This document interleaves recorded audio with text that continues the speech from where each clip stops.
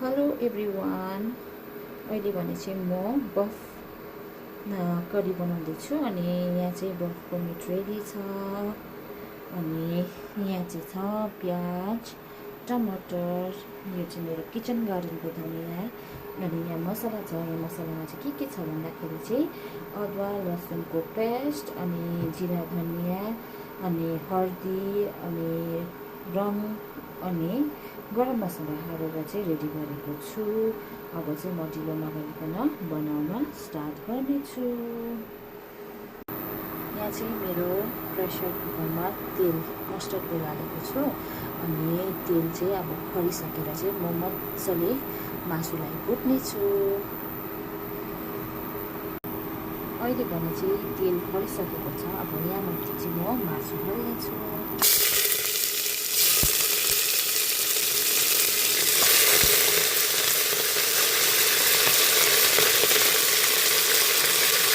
यसमा चाहिँ म कम्ती मात्रामा नुन हाल्नेछु माथिबाट अनि मजाले भुट्न दिन्छु।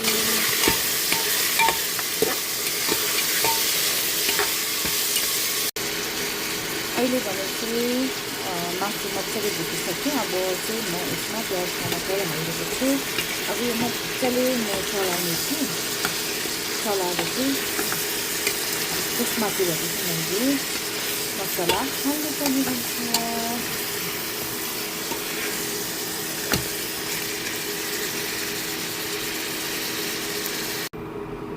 अहिले भने चाहिँ त्यसमाथिबाट मैले मसलाहरू हालिसकेको छु। अब यसलाई म मजाले पाक्न दिनेछु, छोडिदिनेछु। चाहिँ यतिको भएको छ। अब चाहिँ मजाले एकछिन छोपेर चाहिँ पाक्न दिनेछु। त्यसपछि चाहिँ म तपाईँहरूलाई रेडी भएर चाहिँ देखाउनेछु ल साथी हो। अहिले चाहिँ यस्तो भएको छ।